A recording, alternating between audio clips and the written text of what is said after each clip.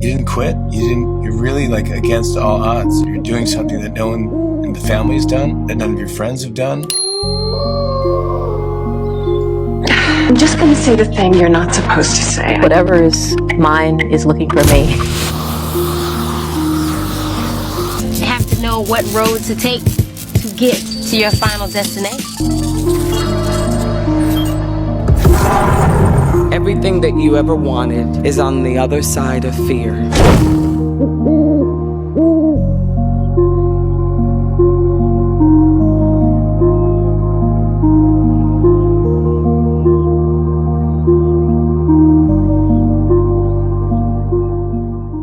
Have you ever noticed that women can experience the same man but walk away with completely different identities? One becomes the wife who believes her title protects her. Another becomes the mistress, convinced passion is enough. Another sacrifices herself, believing loyalty will eventually be the reward. And another mistakes financial provision for genuine love. What's fascinating is that none of these women are simply victims or villains. They're mirrors. Each one reflects a different feminine shadow that many women unknowingly embody when love becomes attached to validation, security, status, and survival. The Polygamist follows Joyce Gomora, a woman whose life appears picture perfect. She has the successful husband, the beautiful family, wealth, status, and the respect that comes with being the legitimate wife. But behind that carefully maintained image is a husband who has spent years living multiple lives, maintaining secret relationships, hidden families, and a web of deception that eventually comes crashing down. As each secret is exposed, every woman connected to him is forced to confront not only who he truly was, but who she became while loving him. For this deep dive, I'm focusing on the 4 central women: Joyce, Essie, Matipa, and Lindani. I believe each woman represents a distinct feminine shadow archetype. Joyce embodies the trophy wife, Essie, the come-up enabler, Matipa, the siren mistress, and Lindani, the sugar baby. Today, we're going beneath the surface to examine what these archetypes reveal about power, identity, and self-worth. The first feminine shadow archetype I want to discuss is Joyce, who I believe embodies the trophy wife. Now, before I begin, I want to make something very clear. Being a wife is not the shadow. Desiring marriage is not the shadow. Building a beautiful home is not the shadow. The shadow begins when the image of the marriage becomes more important than the health of the marriage. Joyce's shadow is the desperate need to control the narrative at the expense of reality. She represents the woman who chooses to manifest a picture-perfect empire on the outside while the foundation under her is rotting. What makes Joyce so fascinating is that she didn't simply inherit this reality, she actively helped build it. Joyce prioritized external optics over internal reality. She poured an immense amount of creative energy into constructing a flawless public identity, becoming so attached to the concept of an idolized life that she eventually became a co-conspirator in maintaining her own deception. She alchemized an illusion, using the raw materials of status, wealth, beauty, influence, and social admiration. Joyce meticulously constructed a material fantasy. She possessed an incredible amount of discipline, not the discipline required to heal, but the discipline required to maintain appearances. That distinction is important because this wasn't confidence. This was a trauma response rooted in control. Control became her coping mechanism. She wasn't a passive bystander trapped inside someone else's lie. She became the active manager of a false reality. You see this throughout the series. Joyce remained in a constant state of hypervigilance, defending her empire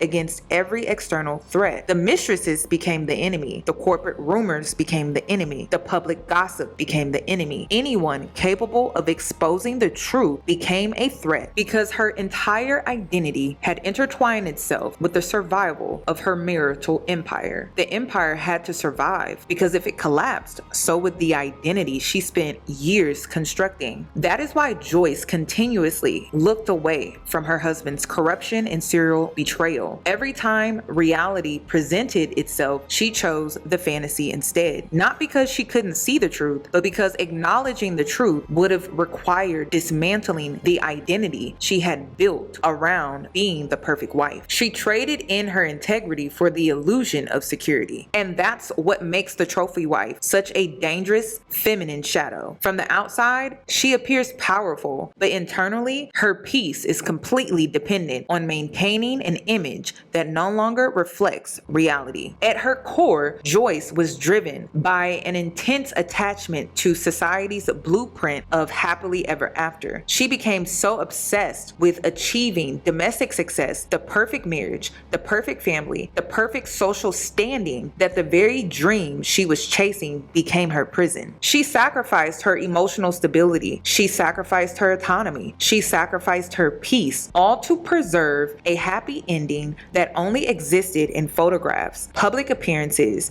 and other people's perception. Spiritually, Joyce teaches us that an identity built on external validation will always require constant maintenance. When your worth depends on how your life looks instead of how your life feels, you eventually become imprisoned by your own performance. That's why I believe Joyce represents so many women today. Not because they want marriage, but because they've been conditioned to believe that looking chosen is more valuable than actually feeling safe, respected, and emotionally fulfilled. The trophy wife doesn't lose herself overnight. She loses herself one compromise at a time until preserving the image becomes more important than preserving herself. The second feminine shadow archetype is Matipa, who I believe embodies the siren mistress. The siren isn't simply seductive. Her shadow lies in confusing strategic desirability with genuine personal power. Matipa's shadow is the woman who mistakes corporate climbing, tactical seduction, and intellectual superiority for actual empowerment, only to run herself into the ground, chasing a prize that was never worth winning. She entered the relationship believing she was the ultimate upgrade. In her mind, she wasn't just another woman, she was the woman, the one intelligent enough to stimulate his mind, ambitious enough to elevate his career, and exciting enough to rescue him from the boring life his wife provided. That belief wasn't confidence, it was a superiority complex masking an intense thirst for validation. She convinced herself she was the muse to a powerful man, never realizing she was simply being used as a temporary escape from the chaos he already created. This is why Matipa becomes obsessed with strategy. She monitors social media, she tracks locations, she weaponizes psychology, she manipulates conversations, she gaslights her competition. Every interaction becomes another calculated move designed to secure her position. She isn't just dating, she's campaigning. Every text message is evidence. Every corporate email is a clue. Every conversation is another move on a chessboard that only she believes she's controlling. But living life as a full-time strategist eventually becomes exhausting. When you're constantly calculating your next move, you're never actually at peace. Ironically, this is where Matipa and Joyce mirror one another. Both women were obsessed with maintaining control. Joyce controlled the public image, Matipa controlled the private game. Different strategies, the same trauma response. And once Matipa's illusion of strength collapsed, something became painfully obvious. Her strength wasn't built on who she was, it was built on what she possessed and who she was attached to. Without the relationship, there was no foundation, only rigid control disguised as confidence. Once the mask slipped, what remained wasn't a powerful woman. It was a desperate, emotionally impulsive woman resorting to frantic, messy power plays because the identity she created was falling apart. What's most tragic is that Matipa saw every red flag. Deep down, she knew Jonas was a predator. She knew he was manipulative. She knew he was a sinking ship. But she deliberately gaslit her own intuition because the lifestyle, the money, the status, and the aesthetic of looking like the woman who had it all became more important than listening to herself. Spiritually, this is one of the most dangerous forms of self-betrayal. Not when someone lies to you, but when you lie to yourself. Matipa was brilliant. She had beauty. She had intelligence. She had education. She had ambition. Yet she chose to silence her spiritual discernment in favor of greed. She ignored the wisdom of her intuition because feeding her ego felt more rewarding in the moment. And that's the lesson of the siren mistress. When every decision is driven by external achievement, status, material gain, you eventually walk yourself into a trap that looked like an opportunity. Matipa had everything society tells women to pursue: the looks, the IQ, the degree, the corporate success. But instead of using those gifts to build freedom, she used them to construct a prison. She thought she was building a castle. In reality,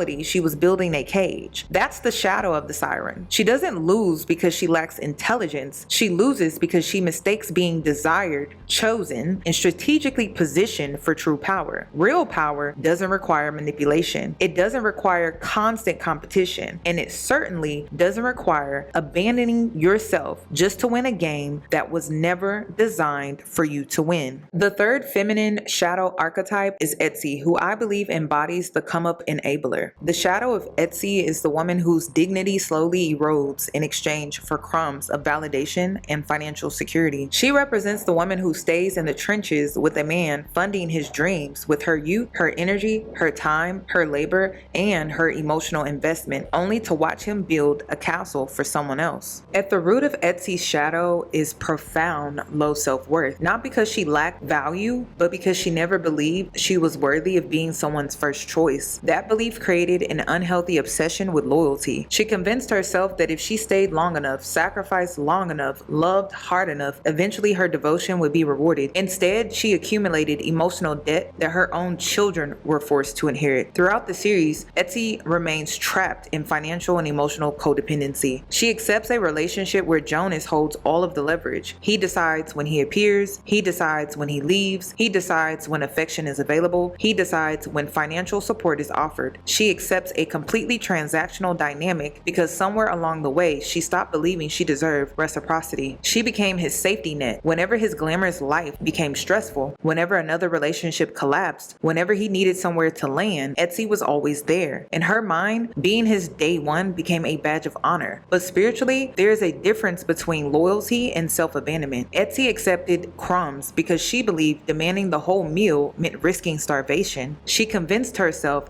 that partial love was safer than no love at all. What makes her shadow even deeper, Essie isn't just surviving Jonas's chaos, she becomes psychologically attached to it. This is the playground of a trauma bond. Her identity becomes rooted in rescuing him. When his world falls apart, she feels needed. When he returns, she feels chosen. When he leaves again, she waits for the next crisis. The cycle itself becomes addictive. The constant instability creates an emotional high that she mistakes for intimacy. She confuses adrenaline with love. She confuses emotional exhaustion with commitment. She confuses being needed with being valued. For decades, Essie fought for Jonas's attention. She gave him unrestricted access to her emotions, her body, her home, her time, her life, whenever it was convenient for him. In doing so, she sacrificed something even more valuable than her own peace. She sacrificed the emotional safety of her children to keep the door open for a man who consistently treated her like an afterthought. That's one of the hardest realities to confront about this archetype. Our unresolved wounds rarely stop with us. They ripple outward. Children don't just inherit our genetics. Sometimes they inherit the emotional environments we repeatedly choose. Spiritually, Essie represents the woman who mistakes endurance for love, who believes suffering is proof of devotion, who confuses waiting with faithfulness, but love should never require you to continuously audition for a role you've already earned. Essie is a cautionary tale for every woman who builds her identity around being a man's ride or die, his backbone, his come-up woman. Because if your entire identity is built around carrying someone else's dreams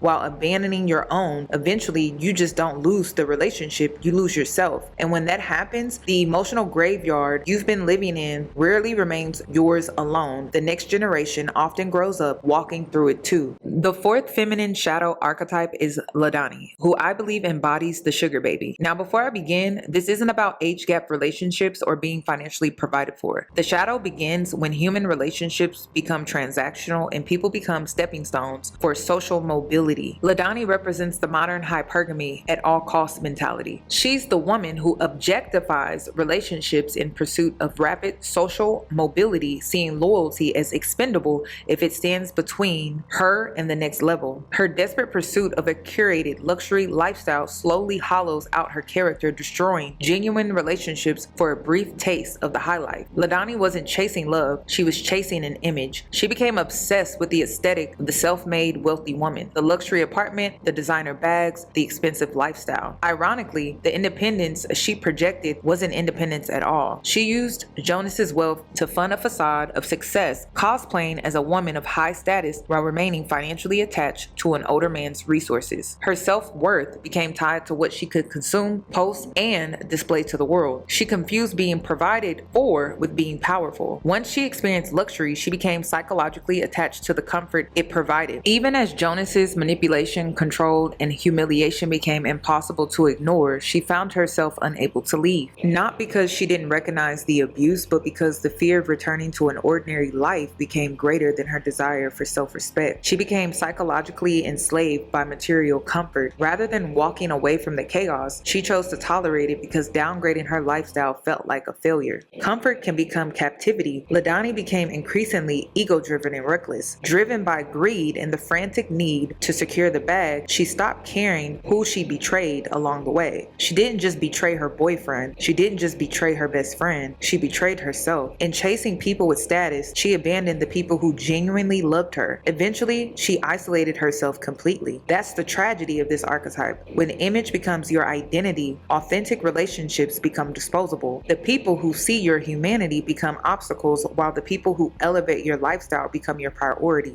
Spiritually, Lindani teaches us that money can upgrade your surroundings, but it cannot upgrade your character. Luxury cannot replace integrity. Status cannot replace identity. And provision should never be confused with power. Lindani is the blueprint for one of the biggest delusions promoted today. Secure the bag by any means necessary. What people rarely discuss is the psychological cost. You may end up with the penthouse, the designer bags, the luxury lifestyle, but if you sacrifice your integrity to get there, you may also find yourself without genuine friendships, authentic love, or a real sense of who you are once the lifestyle disappears. When you take a step back and you look at all four women, you realize they all sacrifice their emotional essence to feed their ego. Each woman possessed an intense, restless hunger for life that felt extraordinary. They were captivated by what Jonas represented: power, status, high society, and financial security. None of them simply wanted stability. They wanted a life curated around fantasy. Jonas's empire became the stage where they believed they could finally prove their worth, beauty, intelligence, and importance to the world. Joyce couldn't simply be married. She needed people to envy her. Matipa couldn't simply be a brilliant executive. She needed the thrill of competing for another woman's husband. Essie couldn't accept healthy, available love. She became addicted to the struggle. Lindani couldn't build her life organically. She wanted the luxury shortcut. Every one of them compromised their mental health, sexual health, peace, and emotional stability just to maintain the proximity to the bag and the aesthetic. They each expressed it differently. They were all operating from the same place: denial, calculation, and greed. The greatest psychological twist of this series is that these women weren't opposites, they were mirrors. Each archetype became another pillar holding up the same patriarchal throne Jonas narcissistically set upon. Without these archetypes, his empire could not have survived. And that is the uncomfortable truth we often avoid. We say we despise the patriarchy, yet we continue to embody and reward the very shadow archetypes that keep it alive. We participate in the competition, the validation seeking, the obsession with status, and the willingness to sacrifice ourselves for proximity to power. We are not just victims of the system, we are also its sustainers. Until we confront the ways we internalize and perform these roles, the throne will never truly fall. Because it's not only built by men, it is upheld, reinforced, and protected by the shadows we refuse to outgrow.